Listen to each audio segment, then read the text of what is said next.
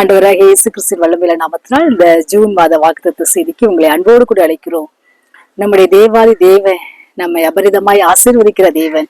அவர் நமக்காய் ஜீவனை கொடுக்க வந்த தேவனா இருக்கிறார். யோவான் 10ஆம் அதிகாரத்துல வாசிக்கிறோம், நானும் அவைகளுக்கு ஜீவன் உண்டாகும், இந்த ஜீவன் பரிபூர்ணப்பட வந்தேன் என்று சொன்னார். ஆமீன். இந்த நாள்ல நம்ம வாக்குத்தத்த செய்தியை நாம் கேட்க போகிறோம். இந்த நாள்ல வசன ஆதாரமாக சங்கீதம் 133ஆம் சங்கீதம் வசனங்கள் 1, 2, 3. இதோ சகோதரர் ஒருமித்து வாசம் பண்ணுகிறது எத்தனை நன்மையும் எத்தனை இன்பமானது. அது ஆரோனுடைய சிரசின் மேல் ஊற்றப்பட்டு அவனுடைய தாடியிலே வடிகிறதும் அவனுடைய அங்கிகளின் மேல் இறங்குகிறதுமான நல்ல தைலத்துக்கும் எர்மோன் மேலும் சீயோன் பர்வதங்கள் மேலும் இறங்கும் பணிக்கும் ஒப்பாயிருக்கிறது. அங்கே கர்த்தர் என்றென்றைக்கும் ஆசீர்வாதத்தையும் ஜீவனையும் கட்டளையிடுகிறார். ஆமீன். கர்த்தருடைய பிள்ளைகள் என்றென்றைக்கும் ஆசீர்வாதமும் ஜீவனையும் அவர் கட்டளையிடுகிற தேவனா இருக்கிறார்.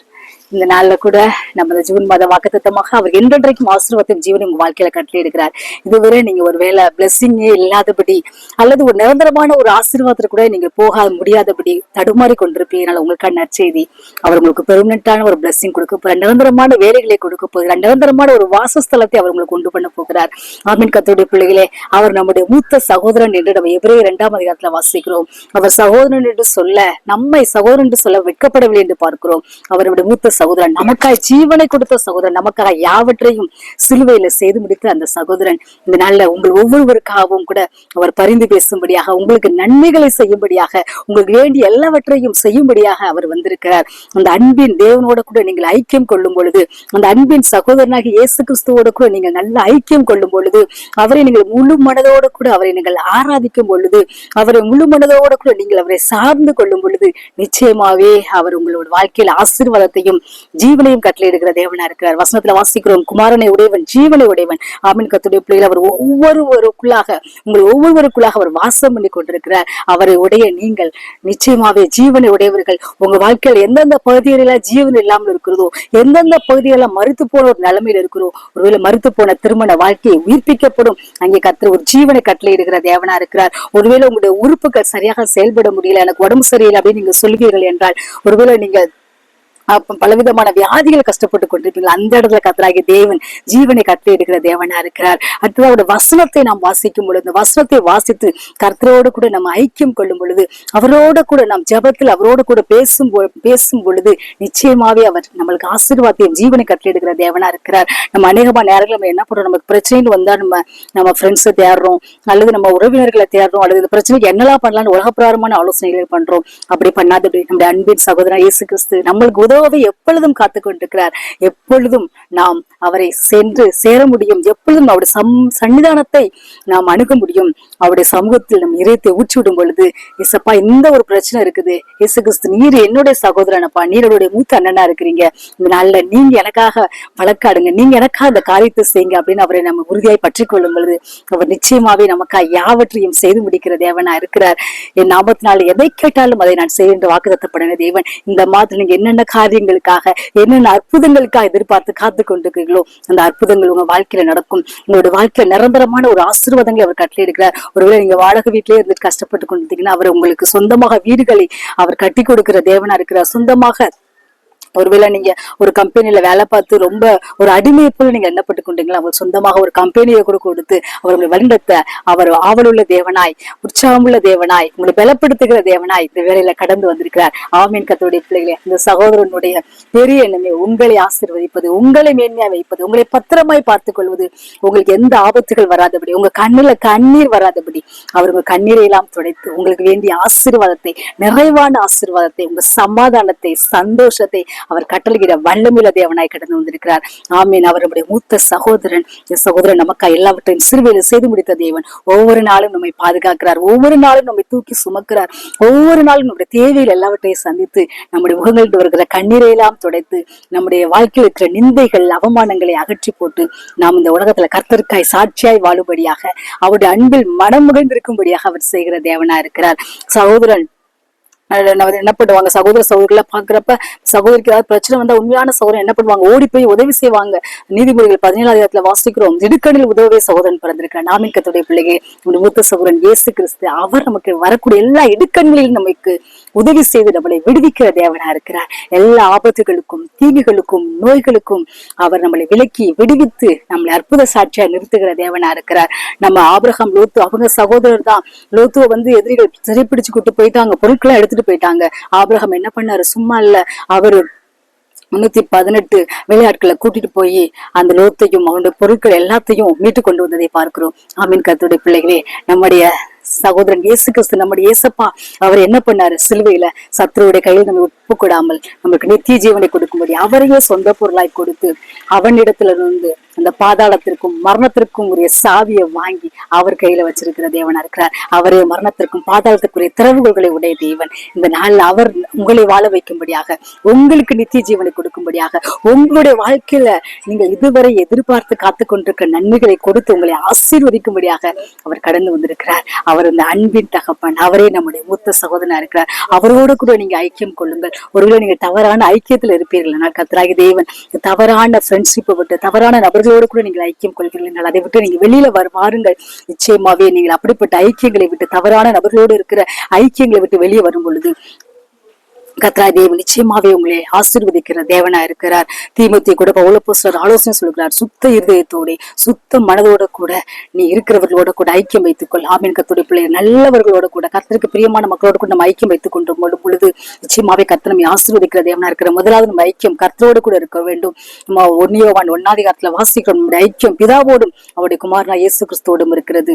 ஆமீன். கர்த்தருடைய பிள்ளை நம்ம ஐக்கியம் அவரோடு வைத்துக் கொள்ளும் பொழுது அவர் நிச்சயமாவே நம்மளை ஆசீர்வதிக்கிற தேவனா இருக்கிறார். அவர் நிச்சயமாவே நம்மளை அள்ளி அரவணைத்து நம்முடைய தேவையில எல்லாம் சந்திக்கிற தேவனா இருக்கிறார். இந்த மாதத்துல உங்களுடைய வாழ்க்கையில எதெல்லாம் நீங்க ஜீவன் இல்லையோ, இதெல்லாம் நீங்க மறுத்து போனது, பிசினஸ் அவ்வளவுதான், பிசினஸ் நான் எடுத்து மூட வேண்டியதான் அப்படின்னு நீங்க நினைச்சுக்கிட்டு இருக்கலாம். என் கம்பெனி எடுத்து மூட வேண்டியதான், அவ்வளவுதான், இனிமே எனக்கு வேலை கிடைக்குங்கிற நம்பிக்கை இல்லை, எனக்கு ஏஜ் அதிகமாயிருச்சுன்னு சொல்லிட்டு, அல்லது எனக்கு குழந்தை பிறகு நம்பிக்கை இல்லை, எந்தெந்த காரியத்துல எல்லாம் நீங்க மறுத்து போயிருச்சு, இது அவ்வளவுதான் சொல்லிட்டு அதை நீங்க ஒரு முற்றுப்புள்ளி வச்சிருக்கீங்களோ, அது ஆண்டவராகிய தேவன் அவர் தம்முடைய ஜீவனை கொடுத்து உங்களுக்கு மீண்டுமாய் திறக்கிற தேவனா இருக்கிறார். அவர் மூடப்பட்ட வாசல்களை திறக்கிற தேவன். அந்த அன்பின் சகோதரன் இயேசு கிறிஸ்து உங்களுக்காக மூடப்பட்ட வாசல்களை திறக்கிறார். உங்களுக்காக புதிய வாசல்களை திறக்கிறார். உங்களுக்காக புதிய ஆசீர்வாதங்களை அவர் அளித்திருக்கிற தேவனாய் இருக்கிறார்.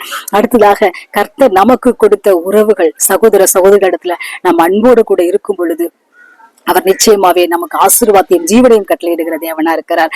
சகரியா 7 வாசிக்கிறோம். அவன் தன் சகோதரனுக்கு தயவும் இரக்கமும் காட்டுங்கள் என்று சொல்லி வசனத்துல சொல்வதை பார்க்கிறோம். சகோதரனுக்கு ரோகமா இருக்க தீங்கு நினையாதிருங்கள் என்று வசனத்துல ஆலோசனை சொல்வதை பார்க்கிறோம்.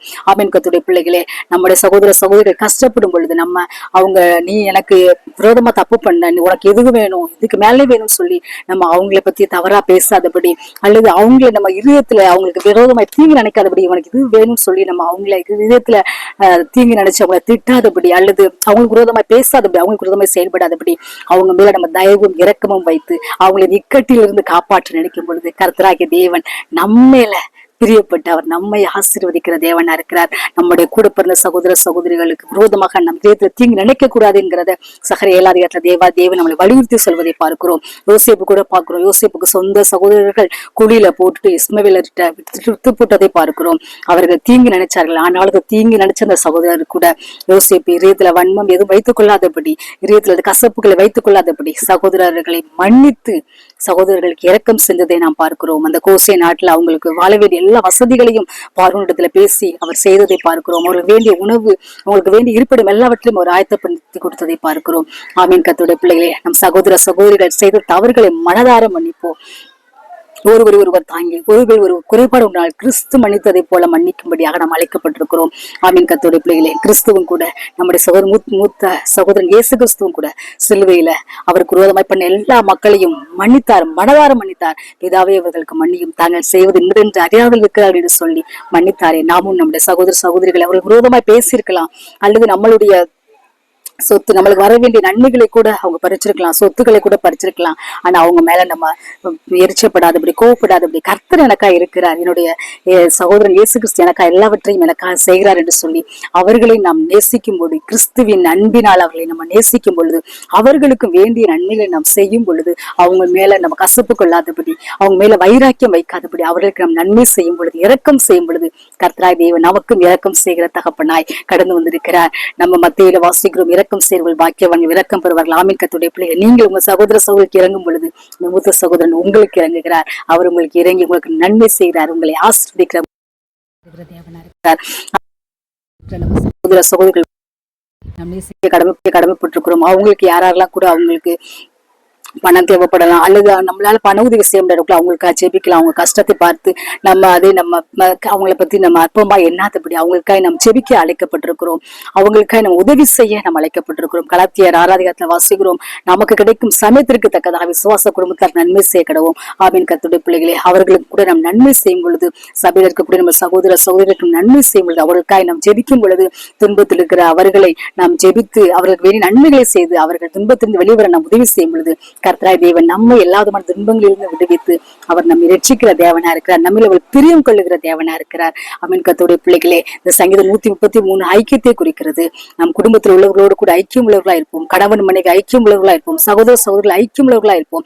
கர்த்தரோடு கூட ஒரு நல்ல ஐக்கியத்தில் இருப்போம். ஒரு வேளை கர்த்தரை விட்டு பின்வாங்கி போவீர்கள் ஆனால் நீங்கள் கர்த்தர் மீண்டுமாய் கூட அந்த அன்பின் ஐக்கியத்திற்குள்ள உங்களை அழைக்கிறார். அந்த கெட்ட குமாரன் தகப்பனுடைய அன்பை விட்டு பின்வாங்கி போனான். ஆனா தகப்பனுடைய அன்பு என்ன செஞ்சது? சரி, அவன் நம்மளை விட்டு போயிட்டானே, அவன் போகட்டும், எப்படியோ போகட்டும்ங்கிறது இல்ல. அந்த அன்பின் தகப்பன் காத்து கொண்டிருந்தார். என் மகன் திரும்பி வருவான், என்னுடைய அன்பை நினைத்து நான் அவனுக்கு காட்டின அன்பு பெரியது, இப்பொழுதும் நான் அதே மாதிரிதான் அவனை நேசிக்கிறேன். அவன் தவறா போனா கூட அவன் திரும்பி வருவான், நம்பிக்கை எனக்கு இருக்கு என்று சொல்லி நம்பிக்கையோடு கூட காத்திருந்தார். கர்த்தர் அந்த நம்பிக்கையை கனம் பண்ணி அந்த கெட்ட குமாரன் திரும்பி தகப்படத்தில் வரும்படி செய்தாரே. ஆமீன். கர்த்தருடைய பிள்ளைகளை, அன்பின் சகோதரன் அன்பின் தகப்பன் இயேசு கிறிஸ்து உங்களுக்காய் காத்து கொண்டிருக்கிறார். மீண்டுமாய் கூட நீங்க அவர் அன்பை அனுபவித்து அவருக்கு சாட்சியாய் வாழும்படியாக அவர் உங்களை அன்போடு கூட அளிக்கிறார். உங்களுடைய ஐக்கியம் யாரோடு கூட இருக்கிறது? கர்த்தரோடு கூட இருக்கிறதா, அல்லது கர்த்தரை அல்லாத மக்களோடு கூட நீங்கள் ஐக்கியம் வைத்துக் கொண்டு கர்த்தரை விட்டு பின்வாங்கி போவீர்கள்? கர்த்தர் மீண்டும் இந்த அன்பின் ஐக்கியத்திற்குள்ளாக அவர் உங்களை அழைக்கிறார். ஒருவேளை உங்களுக்கு உங்க குடும்பத்தில் இருக்கக்கூடிய உங்க சகோதர சகோதரோடு கூட ஏதோ பிரச்சனைகள், அல்ல சொத்து பிரச்சனை, வேற எந்த பிரச்சனைகள் நீங்க சண்டை போட்டு பல நாட்களாக, பல மாதங்களாக, பல வருடங்களாக கூட பேசாம இருக்கீங்களா? அந்த அன்பின் தேவன் உங்களை அழைக்கிறார். அவர்களை மனதார மன்னிக்கும்படியாக, அவர்களை ஆசீர்வதிக்கும்படியாக அவர் உங்களை அன்போடு கூட அழைக்கிறார். அப்படி நீங்கள் செய்யும் பொழுது தேவனிடத்தின் நன்மையையும் ஆசீர்வாதத்தையும் ஜீவனையும் நீங்கள் பெற்று அனுபவிப்பீர்கள். உள்ள சபையில் உள்ளவங்களுக்கு உங்களுக்கு பிரச்சனை இருக்குமான அவங்களே நீங்க மனதார மன்னித்து கிறிஸ்து அன்பை காட்டினது போல கிறிஸ்து அன்பை காட்டிக்கொண்டே இருக்கிறார். அந்த அன்பை நாமும் மற்றவர்களுக்கு காட்டும் பொழுது, சபையில் இருக்கிறவர்கள் காட்டும் பொழுது நிச்சயமாவே நீங்கள் ஆசீர்வாதங்களை பெற்றுக் கொள்வீர்கள். கர்த்தர் உங்களுக்கு நிரந்தரமான ஆசீர்வாதங்கள் கொடுப்பார். நிரந்தரமான ஒரு வீட்டை உங்களுக்கு ஆயத்தம் பண்ணி கொடுப்பார். நிரந்தரமான வேலை கொடுப்பார். உங்களுக்கு ஆசீர்வாதத்தை கொடுப்பார். உங்க கர்த்தர் மேல நீங்கள் வைத்திருக்கிற அந்த அன்பை பார்த்து அவர் உங்களை நிச்சயமாவே உங்களை அரவணைத்துக் கொள்கிறார். அவர் நம்முடைய மூத்த சகோதரன், நமக்காய் சிலுவையில் எல்லாவற்றையும் செய்து முடித்த சகோதரன், நமக்காய் எல்லாவற்றையும் பார்த்து செய்கிற அன்பின் சகோதரன். அந்த அன்பின் சகோதரனுக்கு நம்ம எப்பொழுதும் அவரோடு கூட நல்ல ஒரு ஐக்கியத்துல இருப்போம். அவருக்கு பிரியமானதே செய்வோம். அவரை நம்ம எப்பொழுதும் சந்தோஷப்படுத்துவோம். கர்த்தர் நம்மை சந்தோஷப்படுத்தி கொண்டே இருப்பார். கர்த்தர் தாமே உங்கள் ஒவ்வொருவரையும் ஆசீர்வதிப்பாராக. இந்த ஜூன் மாதத்துக்கு நுழைந்திருக்கிறவங்க ஒவ்வொருவரையும் கர்த்தர் நிறைவாய் ஆசீர்வதிப்பாராக. அவர் என்றென்றைக்கும் ஆசீர்வாதத்தையும் ஜீவனை உங்களுக்கு கட்டளையிடுவாராக. நாம் ஜெபிப்போமாக. அன்புள்ள இயேசப்பா, அந்த ஜூன் மாதத்துக்குள்ள கடந்து வந்திருக்கிற ஒவ்வொருவர் மேலும் அப்பா உங்களுடைய ஆசீர்வாதங்கள் கடந்து வருவதாக. நிரந்தரமான வேலை இல்லாத பிள்ளைகளுக்கு நிரந்தரமான வேலைகளை கொடுங்க ஆண்டவரே. அப்பா, பிசினஸ் சரியில்லை, கம்பெனியை மூடிடலாம் நினைச்சு கொண்டு இருக்கிற பிள்ளைகளுக்கு புதிய பிசினஸ்களை கொடுங்க, புதிய கம்பெனிகளை கொடுத்து ஆசீர்வதிங்கப்பா. வாடகை வீட்டு வந்து கஷ்டப்பட்டு கொண்டு இருக்கிற பிள்ளைகளுக்கு புதிதாக வீடு வாசல்களை கட்டி கொடுங்க சுவாமி. உங்களால் எல்லாம் முடியுமாப்பா. கர்த்தர் வீட்டை கட்டுகிற தேவனா இருக்கிறீரப்பா. பிள்ளைகளுக்கு அற்புதம் பண்ண மகிழ பண்ணுங்கப்பா. உங்க பிள்ளைங்க வாழ்க்கையில ஒருவேளை உடம்பு சரியில்லாம யார் இருப்பாங்கன்னா அவங்க வாழ்க்கையில உங்க ஜீவன் உண்டாகட்டும் அப்பா. உங்க வல்லமை அவங்க மேல இறங்கட்டும் அப்பா. உயிர் தகுந்த வல்லமை அவங்க மேல இறங்கட்டும் அப்பா. அவங்களுக்கு நீங்க ஜீவனை கொடுத்து அவர்களை ஆசீர்வதித்து நீங்க வழிநடத்த வேண்டுமா நாங்க சொல்லி செபிக்கிறோம். உங்க அன்புள்ள கருத்துக்களை ஒப்பு கொடுக்கிறோம். யாருக்கு எப்படிப்பட்ட ஆசீர்வாதங்கள் தேவையோ எல்லா ஆசீர்வாதங்களையும் அப்பா உம்மால ஒரு பிள்ளைகளுக்கு நிறைவான ஆசீர்வாதம், நிறைவான பலன் உண்டாவதாக. இயேசு கிறிஸ்துவின் வல்லமையில நாமத்துல ஜெபிக்கிறோம் நல்ல பிதாவே. கர்த்தர் தாமே உங்கள் ஒவ்வொருவரையும் ஆசீர்வதிப்பாராக. Have a blessed month of June. God bless you.